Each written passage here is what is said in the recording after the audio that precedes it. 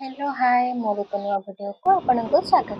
मु Charlie parlour चलते ଯିବା ଆଜି ମୋର କଣ କଣ କାମ ରହୁଛି ସବୁ। ତ ମୁଁ ଚାର୍ଲି ମୋ ଟାର୍ଜନକୁ ଧରିକି ମୁଁ ବାହାରି ଗଲି।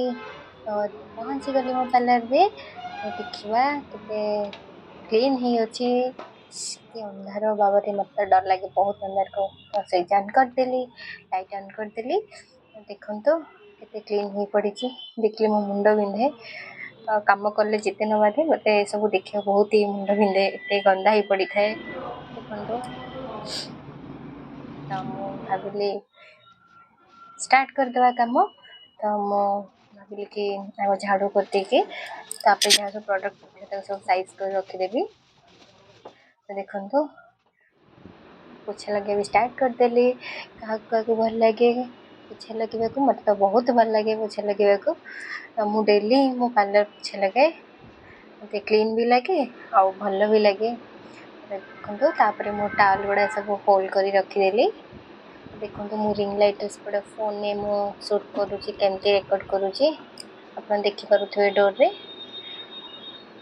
ସବୁ ମୋ ଟାୱଲ୍ ଗୁଡ଼ା ସବୁ ଫୋଲ୍ଡ କରି ରଖିଦେଲି।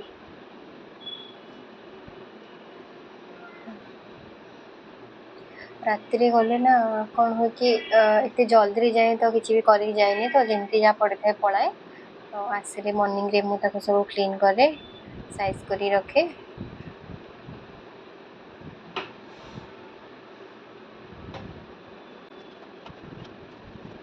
ତାପରେ ମୋର ପ୍ରଡ଼କ୍ଟ ସବୁ ସାଇଜ୍ କରି ରଖିଦେଲି।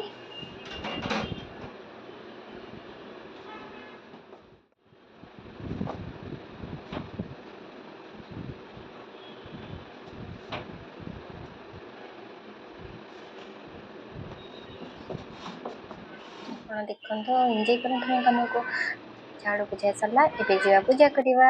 ଦେଖନ୍ତୁ ପୂଜା କରିବାକୁ ଆସିଲି। ଦେଖନ୍ତୁ ମୋର ଯେଉଁ କୃଷ୍ଣା ଅଛନ୍ତି, ତ ସେଇଟା ଖୁସିମା ଯାଇଥିଲେ ମୋ ସହ ନୟାପଲ୍ଲୀ ଇସ୍କନ ମନ୍ଦିରକୁ, ତ ସେଇଠୁ ଆଣିଥିଲେ।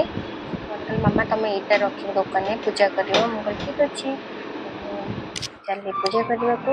ତାପରେ ଧୂପ ଟିକେ ବୁଲେଇଦେଲି, କହିଲି ଭଗବାନ ଆଜି ଦିନଟା କେମିତି ଭଲ ଭାବରେ କଟୁ, ତ କାମ ବି ଭଲସେ ହେଇଯାଉ। ତା ଭିତରେ ଦେଖନ୍ତୁ ମୋର କ୍ଲାଏଣ୍ଟ ବି ଆସି ସାରିଥିଲେ, ବଟ୍ ତାଙ୍କୁ ମୁଁ ସାଇଡ଼୍ରେ ବସେଇ ଦେଇଥିଲି। କହିଲି କି ପୂଜା ସାରିଲା ପରେ ମୁଁ ତାଙ୍କର କାମ ଷ୍ଟାର୍ଟ କରିବି। ଦେଖନ୍ତୁ ଧୂପଦାନୀରେ ମୁଁ ଧୂପ ଲଗେଇ ବାହାରେ ରଖିଦେଲି। ସେଟା ବି ମୋ କ୍ଲାଏଣ୍ଟ ମୋତେ କହୁଛନ୍ତି କି ଜଲ୍ଦି ଜଲ୍ଦି ପୂଜା କରନ୍ତୁ, ମୋର କାମ କରିବେ। ତ ମୋର ପୂଜା ସରିଲା, ନମସ୍କାର କଲି, ରହିଲି। ଜୟ ଜଗନ୍ନାଥ।